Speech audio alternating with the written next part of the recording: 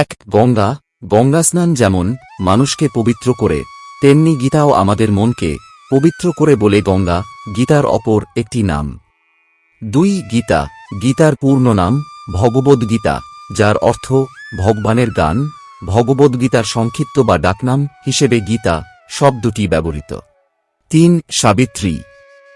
সনাতনী নারীদের জন্য পরম আদর্শ হলেন সাবিত্রী, যিনি চরম সতীত্বের প্রতীক, যিনি তার সতীত্বের জোরে মৃত স্বামীর প্রাণ ফিরিয়ে এনেছিলেন। সেই নারীকে সম্মানিত করে, সেই নারীর আদর্শে সকল নারীকে উদ্বুদ্ধ করার জন্যই শ্রীকৃষ্ণ গীতার একটি নাম রেখেছেন সাবিত্রী।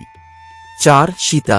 দেবী সীতাও সাবিত্রীর মতো হিন্দু নারীদের জন্য আদর্শ, যিনি রাবণের বহু প্রলোভনেও তার সতীত্ব ত্যাগ করেননি।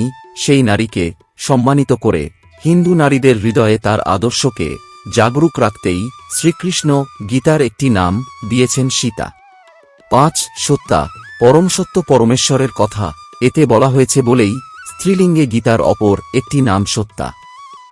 6 প্রতিব্রতা। শ্রীকৃষ্ণ হলেন জগতের পিতা, আর গীতা মাহাত্ম্যে শ্রীকৃষ্ণ এটাও বলেছেন যে গীতাই আমার হৃদয়, ঠিক যেমন একজন প্রেমিক পুরুষ তার প্রেয়সীকে বলে যে তুমি আমার মন, প্রাণ, হৃদয় সব।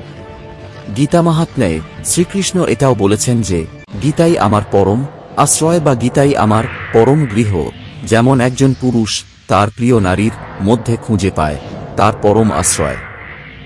এই সূত্রে একজন পতিব্রতা নারীর ভূমিকা তার স্বামীর জন্য যেমন, ঠিক গীতার ভূমিকাও শ্রীকৃষ্ণের জন্য তেমন, যে কারণে শ্রীকৃষ্ণ নিজেই স্বীকার করেছেন যে গীতা আমার পরম গুরু। এই প্রেক্ষাপটেই গীতার একটি নাম পতিব্রতা।